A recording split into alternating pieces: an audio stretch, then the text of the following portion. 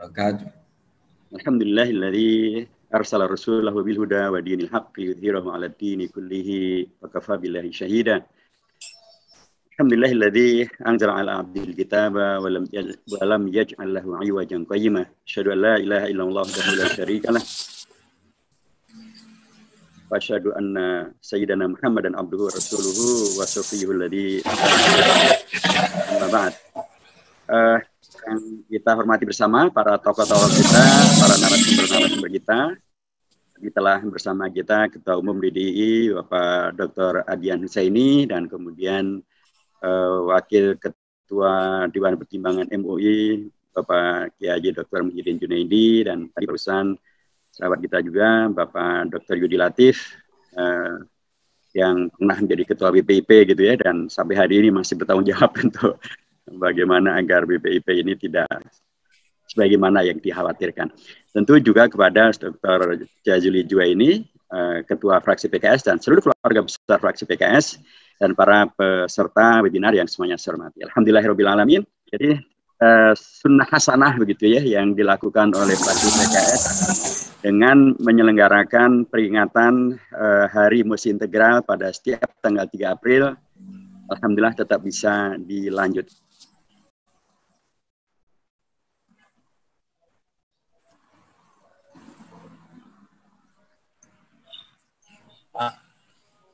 Sekalipun ini tahun kedua dilakukan, bahwa yang harus kita takuti bukanlah yang dari Wuhan itu, tapi Wuhannya yang sudah diingatkan oleh Dr. Muhammad Natsir.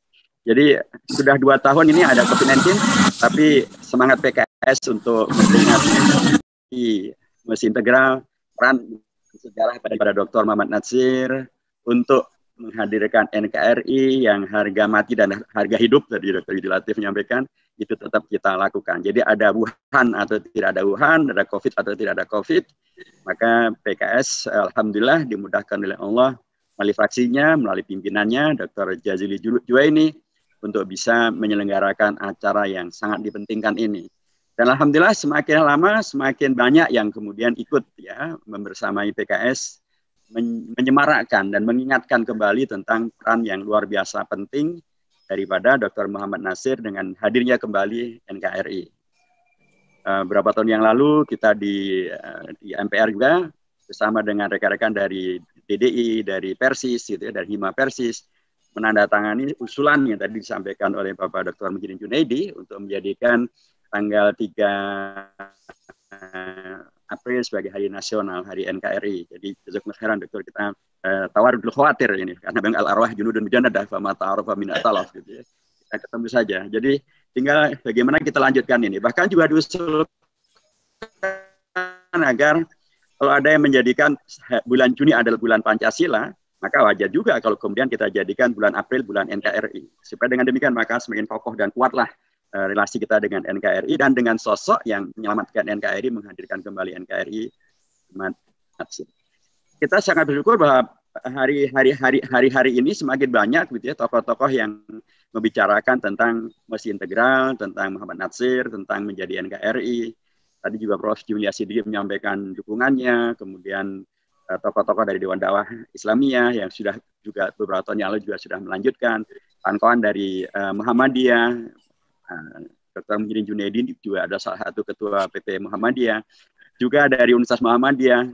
Banyak yang kemudian semakin membicarakan dan mengingatkan kembali, dan secara khusus Dr.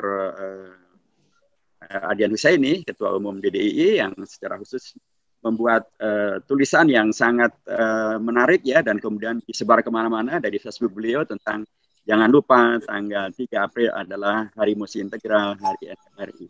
Alhamdulillah yang diingatkan oleh PKS kemudian sekarang menjadi arus yang terus menyebar kemana-mana, dan apalagi dengan Dr. Yudi Latif yang tadi memberikan pernyataan yang sangat luar biasa, mendasar, dan sekaligus juga amat sangat mencerahkan. Saya kira beliau juga akan kemudian bisa menyuarakan hal semacam ini, karena problema kita yang sering saya sebut bahwa di satu pihak selalu disebutkan tentang jas merah. Jangan sekali-kali melupakan sejarah. Tapi sejarah menjadi NKRI, sejarah Musi Integral, ini sering sekali dilupakan. Ya, kita bersyukur bahwa belakangan ada seorang kawan kita, Pak Ahmad Murjoko, yang membuat tesis tentang mosi integral. Ini juga buku yang sangat baik. Tapi secara umum ini belum menjadi arus besar ya, yang kemudian membuat dia bisa mendudukkan dengan baik benar posisi daripada NKRI, posisi daripada partai-partai Islam, posisi daripada DPR RIS atau DPR. Makanlah. Tadi kan Dr. Ketua Umum DDI kita menyampaikan DPR itu kafir gitu ya. Padahal melalui DPR RIS lah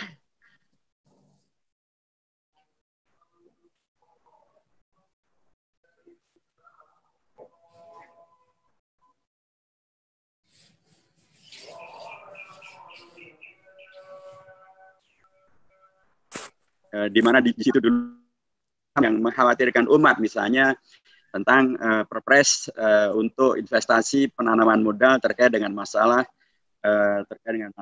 miras ya. Memang ya jelas ada MUI di sana yang menolak, ada Muhammadiyah menolak, ada NU menolak, tapi juga DPR juga menolak, PKS juga menolak dengan tegas, dan alhamdulillah itu kemudian juga bisa dicabut. Misalnya juga tentang masalah yang tadi disebutkan oleh Dr. Muhyiddin Junaidi juga, oleh Dr. Adjan Husseini juga, dan tadi juga diingatkan oleh Dr. Yudi Latif tentang peran untuk bagaimana dari seorang tokoh partai Islam di DPR kemudian menjadi pejabat publik, menjadi Perdana Menteri, tapi kemudian sangat mementingkan hadirnya agama dalam kehidupan berbangsa dan bernegara yang membawa kepada pencerahan dan menghadirkan pemberdayaan yang luar biasa. Nah ini kan kemarin juga terjadi juga ketika ada satu peta jalan pendidikan nasional dari 2020 hingga tahun 2035, tapi ternyata peta jalan itu mengabaikan agama, bahkan tidak disebut agama, disebutnya hanya budaya. Padahal budaya dan agama itu satu rumpun di bab 13, pasal 31 dan pasal 32, itu tentang pendidikan dan kebudayaan.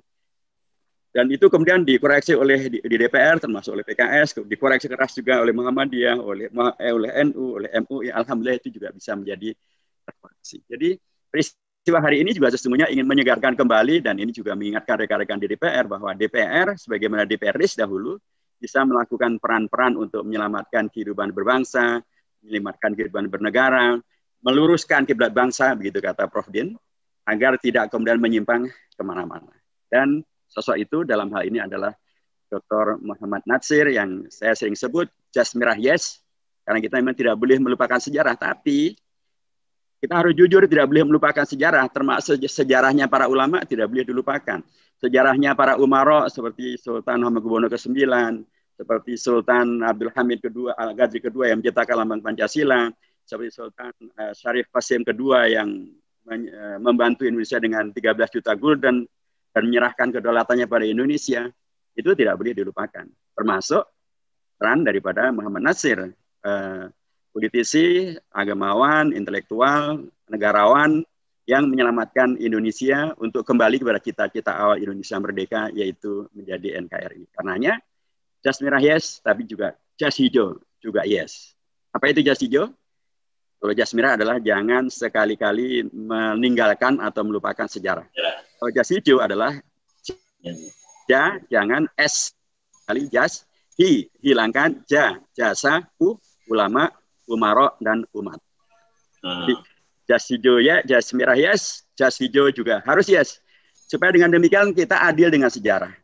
Supaya dengan demikian kita arif dengan sejarah dan bisa menghadirkan inspirasi dari sejarah itu untuk solusi bagi permasalahan-permasalahan kita yang ada pada zaman sekarang ini, agar bisa kita wariskan kepada generasi yang akan datang, mengisi Indonesia merdeka dengan cara yang sebaik-baiknya, sebagaimana dulu diwariskan dengan demikian amat sangat indah, demikian amat sangat negarawan, di tengah begitu banyak masalah, tapi mereka bisa bersama-sama. Itulah jas hijau. Jadi jas merah yes, jas hijau juga yes. Ya, jadi jas hijau memang dulu kawan-kawan dari NU yang mempopulerkan, tapi kemudian saya populerkan juga karena sesungguhnya hijau bukan hanya lambang NU, hijau juga lambang Muhammadiyah, hijau juga lambang Masyumi, hijau juga lambang Persis, hijau juga lambang PUI, begitu ya, dan karena hijau adalah lambangnya umat Islam pada tingkat yang menyeluruh. Nah, Bapak dan Ibu yang saya hormati, kali ini ketika PKS memperingati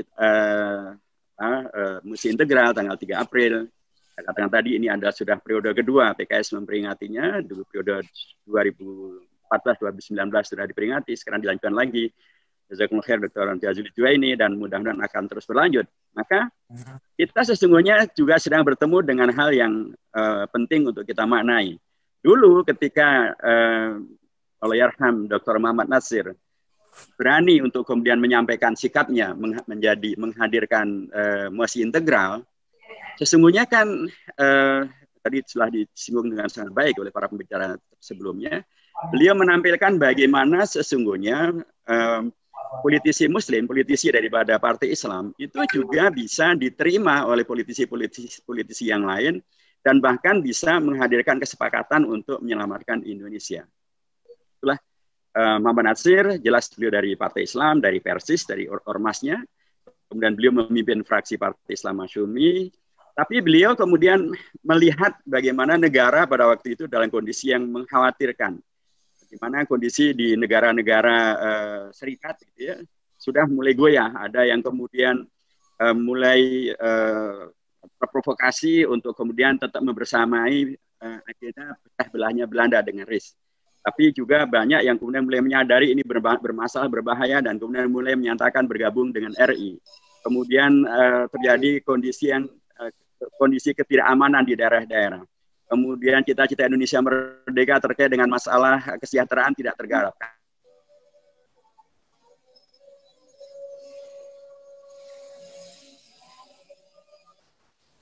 Dr. Muhammad Natsir membaca kondisi yang mengkhawatirkan ini dan kondisi yang tidak sesuai dengan cita-cita Indonesia merdeka menjadi NKRI itu, beliau kemudian bertemu dengan para tokoh di daerah-daerah, dan atau beliau mendengarkan aspirasi dari para tokoh di daerah.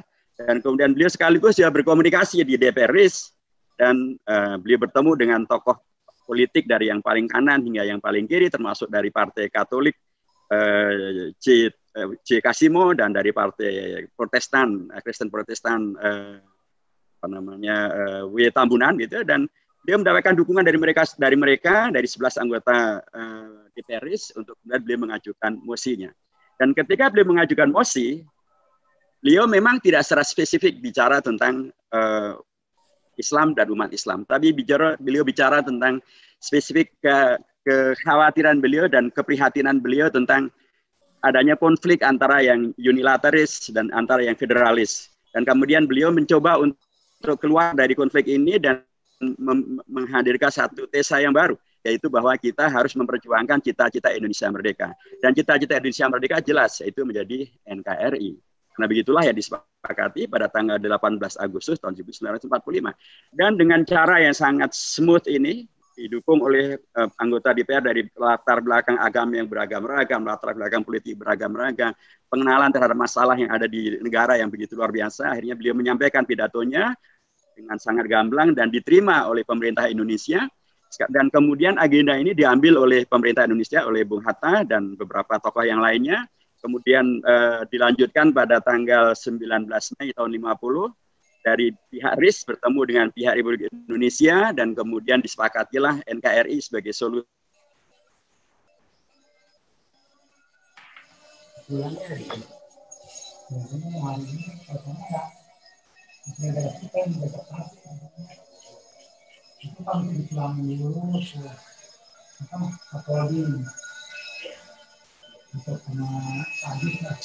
Dan kemudian pada tanggal 5 kemudian membuka jalan untuk kembali menjadi NKRI. Kalau tidak ada pidato ini, mungkin orang tidak lagi bicara tentang NKRI, karena NKRI sudah dikubur oleh Belanda. Yang ada waktu itu adalah RIS. Jadi cerita NKRI harga mati itu ya sudah nggak ada, karena NKRI-nya sudah mati. Saya menjadi NKRI menjadi harga hidup karena dihidupkan oleh Muhammad Natsir dengan mosi integralnya. Jadi ini satu yang penting menurut saya, bahwa DPR, anggota DPR dari Partai Islam tetap juga bisa memberikan kontribusi yang sangat bagus bagi Indonesia, bagi menyelesaikan masalah di Indonesia, termasuk bagi permasalahan yang terkait dengan masalah terorisme maupun juga separatisme. Karena pada waktu itu ketika Muhammad Natsir menyampaikan mosi integralnya, Indonesia juga ancaman terkait dengan masalah terorisme itu juga ada, ancaman terkait dengan masalah separatisme juga ada. RMS melakukan pemberontakannya, dan sisa-sisa PKI Musso juga masih ada karena tidak dibubarkan, dan kemudian juga DITI juga masih tetap melakukan kegiatannya. Jadi kondisi-kondisi yang kemudian menghadirkan masalah terhadap integrasi dan NKRI itu juga memang real ada. Nah, Muhammad Natsir tidak kemudian mempatenkan gitu ya Indonesia dalam kondisi yang bermasalah terus-menerus, konflik antara unilateralis dengan federalis misalnya, atau konflik dengan kelompok atau mengambil jalan separatis atau mengambil jalan komunis atau mengambil jalan DTI, bukan. Beliau mengambil jalan cita-cita Indonesia merdeka, yaitu menjadi NKRI. Itulah yang kemudian disepakati oleh semuanya, dan dengan sendirinya juga terkoreksilah gerakan separatis dan gerakan DITI yang dikembangkan baik di Sulawesi Selatan maupun di tempat yang lainnya. Ini menurut saya perlu kita korelasikan dengan zaman sekarang, di mana isu tentang terorisme atau terorisme muncul kembali, separatisme dalam nama KKB di Papua juga masih terjadi. Belum lagi kemudian infiltrasi daripada kapal-kapal perang atau kapal-kapal yang lain, termasuk juga masuknya ya pesawat-pesawat asing ke Indonesia maupun kapal-kapal asing ke Indonesia, itu tentu membahayakan NKRI, termasuk juga hutang yang semakin membesar, tentu membahayakan kedaulatan ekonomi Indonesia, termasuk juga yang terjadi sekarang, jumlah penduduk miskin yang semakin membanyak akibat daripada COVID-19, ini tentu juga membahayakan kedaulatan ekonomi Indonesia, kadal fakru'an yakuna kufron. Nah, dan semakin menyesakkan ketika pemerintah bukannya melalui Kemensos, bukannya kemudian melanjutkan program membantu masyarakat Indonesia yang menjadi korban COVID-19 dan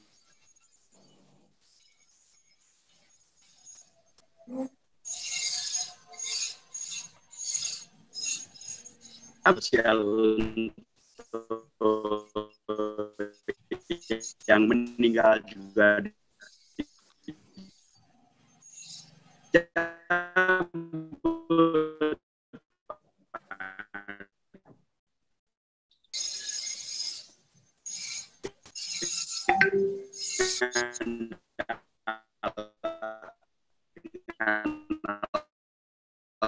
tidak ada anggaran, padahal asuransi jiwasraya Indonesia miskin akibat dari COVID-19 yang menyatakan tidak ada anggaran. Itu tentu sangat ironis. Mesin integralnya kemudian mementingkan kembali pada cita-cita Indonesia merdeka, yaitu menjadi NKRI. Juga beliau mengingatkan tentang peran negara dan sosial bagi seluruh rakyat Indonesia. Inilah yang sekarang menjadi PR besar. Jadi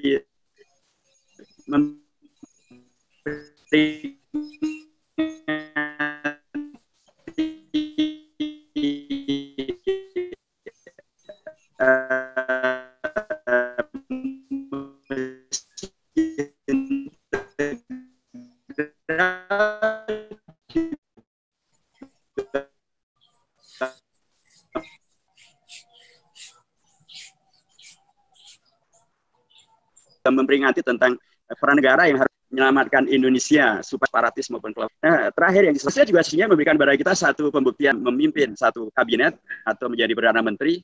Manfaatnya bagi bangsa ternyata sangat luar biasa banyak, seperti yang tadi disampaikan oleh Dr. Yudi Latif ya. Beliau juga lah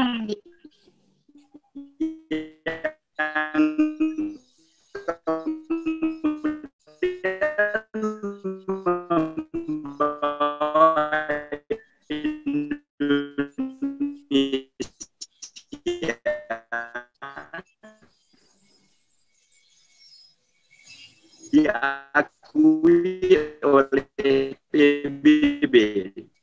Jadi ini satu hal yang sangat luar biasa.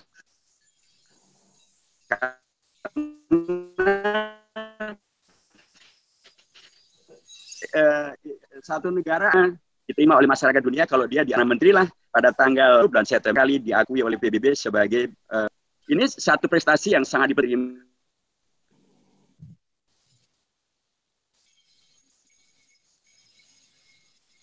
pada posisi Perdana Menteri justru menghadirkan manfaat dan maslahat yang sebesar-besarnya. Ini yang penting menurut saya terus digaungkan sehingga bagi partai-partai Islam juga kemudian terdorong untuk memberikan manfaat yang seluas-luasnya bagi Indonesia, bahkan pengakuan internasional terhadap Indonesia, menghadirkan solusi terhadap permasalahan yang ada di bangsa Indonesia, bangsa ini termasuk masalah separatisme, terorisme dan lain sebagainya. Tapi juga di pihak yang lain menghadirkan pembuktian bahwa antara partai Islam dengan partai-partai yang lain bisa bersama-sama, bisa bekerja sama untuk kepentingan Indonesia, menyelamatkan Indonesia dari penjajahan Belanda, menyelamatkan Indonesia dari dicabik-cabik, dipecah belah, bahkan menyelamatkan Indonesia untuk diakui di tingkat dunia, menjadi anggota PBB, dan seterusnya. Saya kira demikian yang saya sampaikan. Terima kasih sekali lagi kepada fraksi PKS, dan mudah-mudahan bisa dilanjutkan terus dalam program-program kebangsaannya. Dan inilah bagian daripada kegiatan PKS untuk menyambut hari lahirnya PKS, Milad PKS, yang akan kita syukuri lagi nanti pada tanggal 20 April. Kemarin PKS sudah menggelar peristiwa atau kegiatan nasional Sekolah Etik Indonesia, diikuti oleh seluruh pimpinan PKS di seluruh Indonesia. Dan hari ini fraksi PKS melanjutkannya dengan menggelar tradisi tahunannya memperingati Hari Mosi Integral NKRI harga mati dan harga hidup, supaya kita semuanya bisa beramal soleh yang sebanyak-banyaknya, menghadirkan Indonesia bersama dengan tokoh-tokoh yang lain jadi negeri yang betul-betul sesuai dengan cita-cita Indonesia merdeka, menjadi NKRI, dan karenanya merealisasikan juga cita-cita reformasi di mana kita semuanya ada di dalamnya. Barakallahu fikum. Assalamualaikum warahmatullahi wabarakatuh.